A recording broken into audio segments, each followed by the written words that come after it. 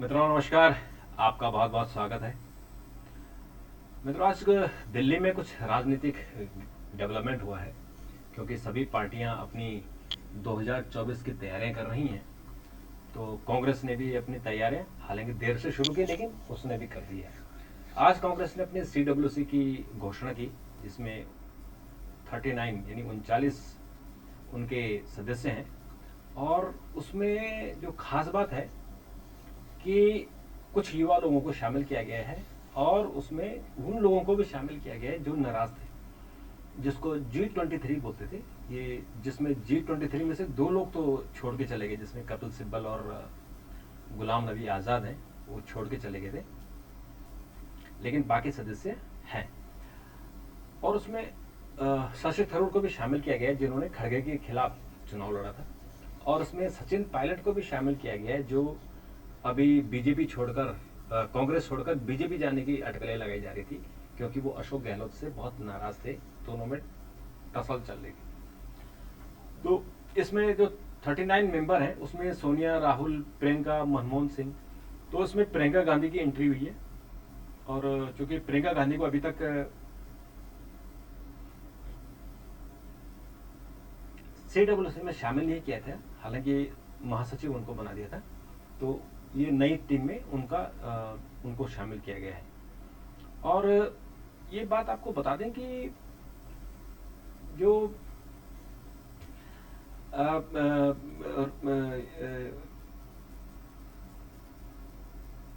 ये जो अपने मल्लिकार्जुन खड़गे हैं, वो उन्होंने 10 महीने बाद अपनी टीम बनाई है। और ये 26 अक्टूबर को उन्होंने पदभार संभाला था, तो 10 महीने उनको लग गए बनाने में। और इसमें उन्होंने जो खास बात तो इसमें यह है कि 39 इसमें सदस्य हैं, 32 स्थायी आमंत्रित सदस्य हैं और 13 विशेष आमंत्रित सदस्य हैं। 4 इसमें पदेन सदस्य हैं, जो इनके जो अग्रिम संगठन है, जैसे यानी जो अनुषांगिक संगठन है, जैसे युवा कांग्रेस है, NSUI है, महिला कांग्रेस है, सेवा दल है, इनके प्रमुखों को भी शामिल किया गया है। कांग्रेस ने रायपुर में अधिवेशन में एक संशोधन किया था, और उसमें अपनी जो उनकी CWC की संख्या थी वो 23 से बढ़ाकर 35 कर दी थी। और उसके बाद इसमें ये भी कहा गया था कि जो पार्टी के अध्यक्ष हैं, पूर्व अध्यक्ष हैं और पूर्व प्रधानमंत्री हैं, वो स्वतः ही इसके मेंबर होंगे। और इसके अलावा इसमें मुख्यमंत्रियों को शामिल नहीं किया गया। पहली बार ऐसा हुआ है कि कांग्रेस के जितने मुख्यमंत्री हैं वो CWC की मेंबर नहीं है, जबकि उनको होना चाहिए था, क्योंकि CWC एक डिसीजन मेकिंग बॉडी है, सबसे हाईएस्ट बॉडी है। तो उसमें करने से मुख्यमंत्रियों की इसमें सम्मान मिलता है। और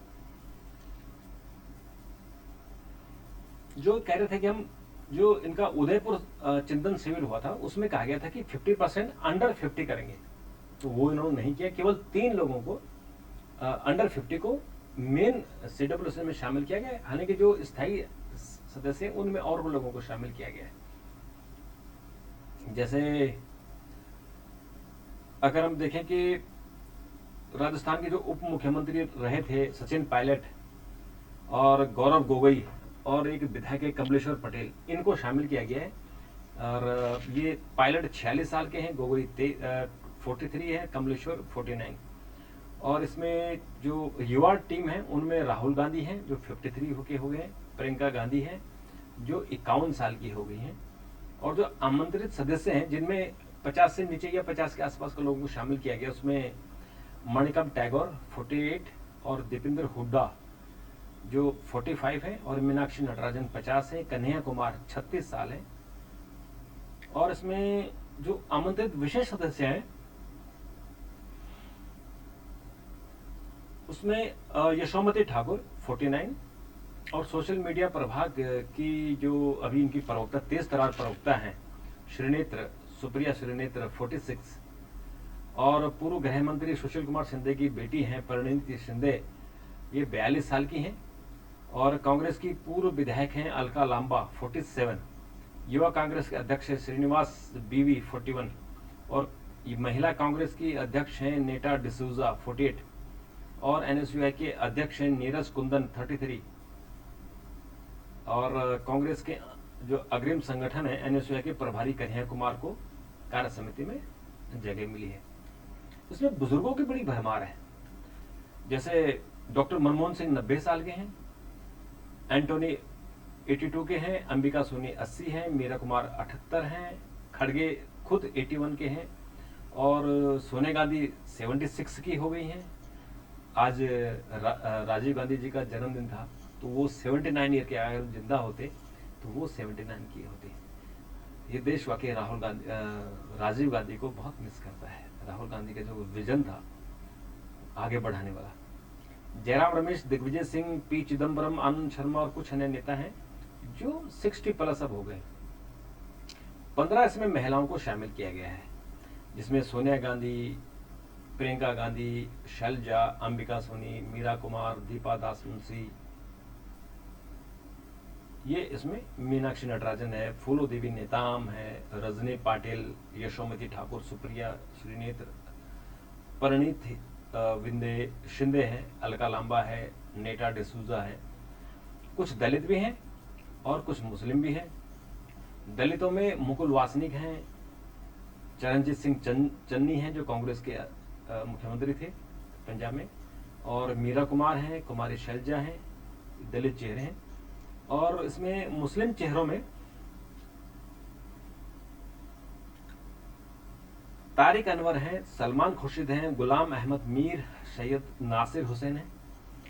उत्तराखंड के पूर्व मुख्यमंत्री हरीश रावत और कोषाध्यक्ष पवन बंसल, मोहन प्रकाश, बेरप्पा मोइली, मनीष तिवारी, के राजू और वीके हरिप्रसाद को भी कांग्रेस में जगह दी गई है। जो ये G20 था, G23, जिसमें जो कांग्रेस के खिलाफ झंडा उठा रहे थे उनमें सचिन पायलट, अभिषेक मनु सिंघवी, महेंद्र जीत मालवीय, जितेंद्र सिंह, हरीश चौधरी, पवन खेड़ा, मोहन राकेश, मोहन प्रकाश ये शामिल थे।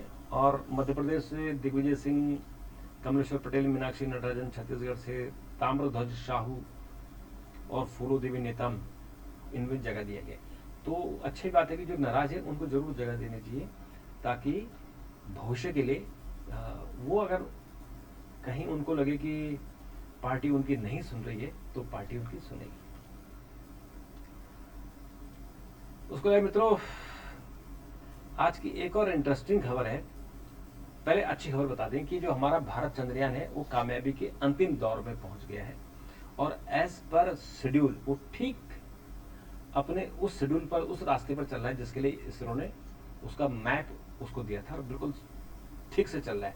तो उसके दूसरे अंतिम डी बूस्टिंग अभियान को जो लैंडर मॉड्यूल है वो कक्षा और नीचे उसको आ गया है, यानी उसको डी बूस्ट किया जा रहा है। उनकी जो स्पीड है, जो 1600 की स्पीड थी वो घटकर उसको 130 की स्पीड में लाना है और बाद में उसको फिर उसको करीबन 2 किलोमीटर प्रति सेकंड की स्पीड से फिर वो आएगा। तो यानी अभी वो जो स्पीड है वो बिल्कुल सही इन्होंने काम किया है। और ये 23 अगस्त को जब ये चांद पर लैंड करेगा तो उस समय इसरो इसके लाइव टेलीकास्ट करेगा और हम सब लोग यानी पूरी दुनिया, पूरा हिंदुस्तानी, हर भारतीय गर्व से इसे देखेगा और अपना सीना फुलाएगा। और इसमें मित्रों पिछली बार हमने देखा था कि चंद्रयान 2 के समय लास्ट मोमेंट में जो करीबन 23-24 सेकंड बचे हुए थे उनमें सारा वो लैंड क्रैश कर गया था, बड़ा दुखद था। लेकिन अभी हम उम्मीद करेंगे कि 23 अगस्त को 5:30 बजे शुरू होगा ये और हम इसको लाइव देखेंगे।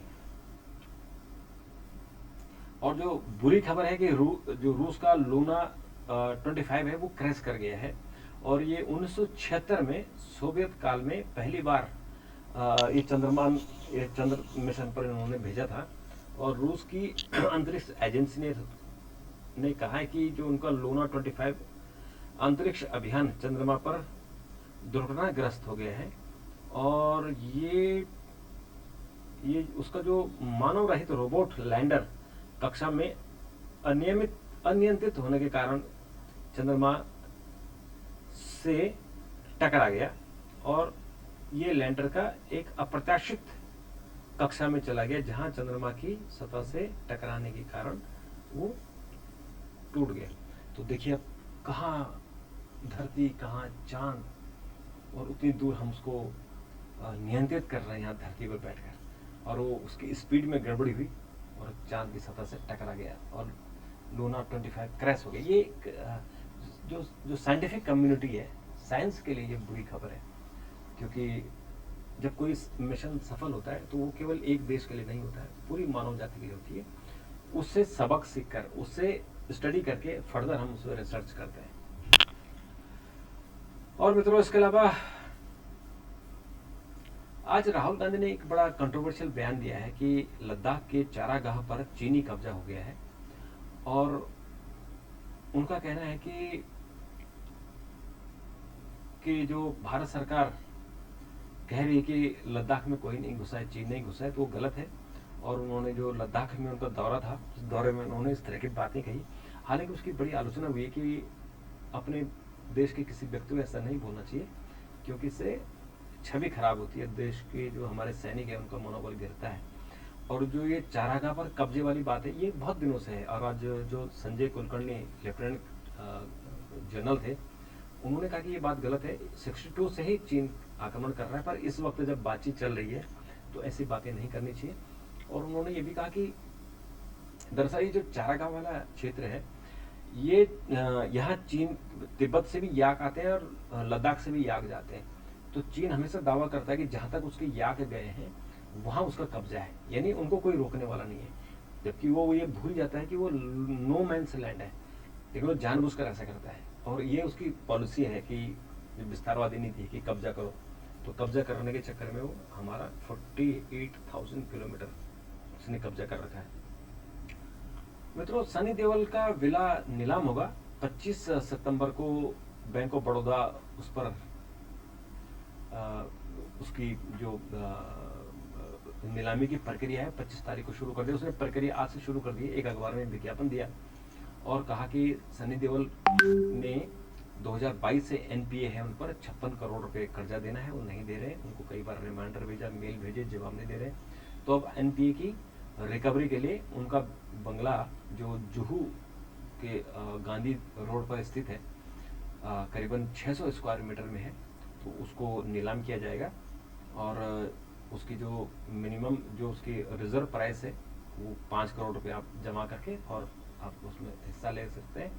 और 51 करोड़ रुपए उसकी रिजर्व प्राइस रखी हुई है।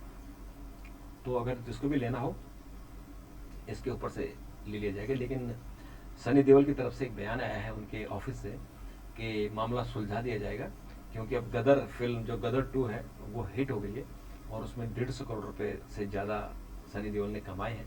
तो 56 करोड़ देने में उनको दिक्कत नहीं है। और जो एनपीए है वो 3 महीने से ज़्यादा अगर ईएमआई नहीं दें आप तो एनपीए हो जाता है। तो 2022 से उन्होंने ईएमआई नहीं दी है, तो 1922 के बाद वो ईएमआई दे के और जो कर्जा होगा, कर्जे की जो एक तो लोन का अमाउंट होता है प्लस उस पर ब्याज होता है, यानी ब्याज पर ब्याज, जो उसका दंडात्मक ब्याज होता है, पेनल्टी होती है, वो उसको दे के छुड़ा ले। हालांकि रिजर्व बैंक ने कहा कि पेनल्टी देने की जरूरत नहीं है। अब जो ईएमआई पर जो आपका जुर्माना है, जुर्माना दीजिए, जुर्माना पर जुर्माना नहीं देना है। और लॉरेंस बिश्नोई ने अपने भाई को सलमान को मारने की सुपारी दी है। और ये बात जब बाहर आई, क्योंकि सलमान खान को लेकर बातें बाहर आ चुकी है, लॉरेंस उसे मराना चाहता है। और उसके बाद सलमान खान की सिक्योरिटी बढ़ाई गई है। और लॉरेंस बिश्नोई जेल में है और शायद इनको अंडमान निकोबार की जेल में भेजने की बात चल रही थी। तो देखते हैं उसमें क्या हुआ है। मित्रों, सीबीसी ने एक रिपोर्ट जारी की है जिसमें कहा कि गृह, रेलवे और बैंकों में सर्वाधिक भ्रष्टाचार हो रहा है और इन विभागों में करीबन 1,15,000 शिकायतें हुई हैं, जिसमें से 85,000 शिकायतों का निपटारा हुआ है और करीबन 30,000 शिकायतें हैं जो अभी भी लंबित हैं। गृह मंत्रालय के अफसरों के खिलाफ 46,000 कंप्लेंट है, रेलवे के कर्मचारियों के खिलाफ 10,500 और बैंकों के खिलाफ 8,000 केसेस हैं। तो ये भी बड़ा गजब की बात है। और मित्रों, राखी का त्यौहार आ रहा है, बाजार सज रहे हैं और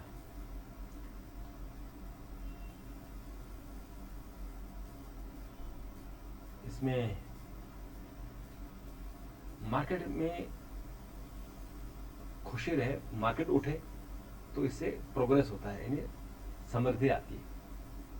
खरीदार खरीदता है, मार्केट में पैसा जाता है, फिर वो पैसा वापस फैक्ट्री में जाता है, लोगों को रोजगार मिलता है। तो ये जो है ये बड़ा अच्छा है। और मित्रों, यूजीसी को जेयू की रिपोर्ट संतोषजनक नहीं लगी। छात्र की मौत पर केंद्र चिंतित है। जो ये कलकत्ता विश्वविद्यालय के जो जादवपुर यूनिवर्सिटी है कलकत्ता की, वहाँ एक छात्र की मौत हुई है और उस पर केंद्र सरकार बहुत चिंतित है। धर्मेंद्र प्रधान जो हमारे शिक्षा मंत्री हैं, उन्होंने कहा है,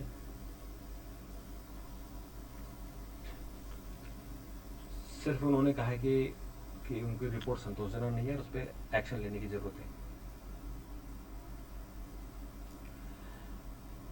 गृह मंत्री अमित शाह आज मध्य प्रदेश में थे। चुनाव की तैयारियां चल रही हैं। दिल्ली से अभी 3 दिन पहले ही मध्य प्रदेश के लिए पहली सूची जारी हो गई है और आज गृह मंत्री वहाँ रिपोर्ट कार्ड देखने गए थे। उनकी अनेक स्कीमें लॉन्च हुई हैं और बीजेपी की मीटिंग हुई है। आज उन्होंने कहा है कि बीमारू टैग जो मध्य प्रदेश पे लगा था वो शिवराज ने हटा दिया है और खुशहाली है। तो ये बात बहुत अच्छी है।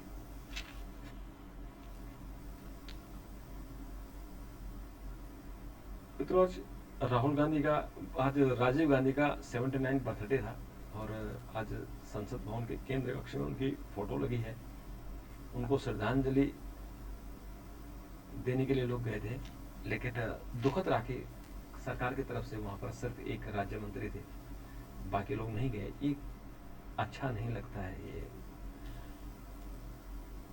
क्योंकि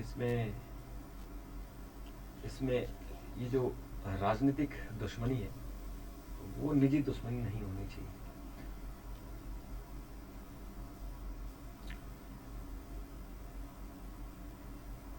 कुरैशी सरकारी गोपनीयता अधिनियम के तहत गिरफ्तार हो गए। पाकिस्तान के पूर्व मानवाधिकार मंत्री शिरीन मज़ारी की बेटी भी गिरफ्तार हुई है। तो पाकिस्तान के पूर्व प्रधानमंत्री इमरान खान के निकट सहयोगी एवं पूर्व विदेश मंत्री शाह मसूद कुरैशी को गोपनीयता के आरोप में बंद कर दिया गया। ये पाकिस्तान अपने पाँव में कुल्हाड़ी मार रहा है। ये नेता एक दूसरे को अरेस्ट कर रहे हैं और फिर वो सेना वहां कब्जा कर लेगी। तो इस तरह से जो मारकाट मची हुई है। जीएसटी बिल आपको करोड़पति बना सकता है। सरकार जल्द पेश करेगी मेरा बिल मेरा अधिकार योजना। इस योजना में ऐप का जीएसटी बिल अपलोड करने पर मिल सकता है 1 करोड़ का इनाम। बहुत अच्छा है। और मित्रों, सितंबर से सब्जियां सस्ती होंगी और प्याज महंगा हो रहा है, टमाटर महंगा हो रहा है। प्याज पर सरकार ने 40% जो एक्सपोर्ट सेस लगाया है और उस पर किसान जो निर्यातक हैं वो नाराजगी व्यक्त कर रहे हैं कि टैक्स नहीं लगाना चाहिए क्योंकि उनकी इनकम इससे रुकती है। तो प्याज कहीं चुनाव का मुद्दा ना बन जाए। और इसके अलावा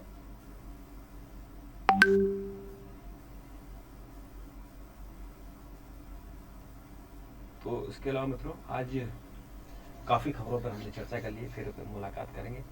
आज के लिए इतना ही। अगर आपके कोई सुझाव हो तो जरूर दीजिएगा। तब तक के लिए नमस्कार, थैंक यू, धन्यवाद।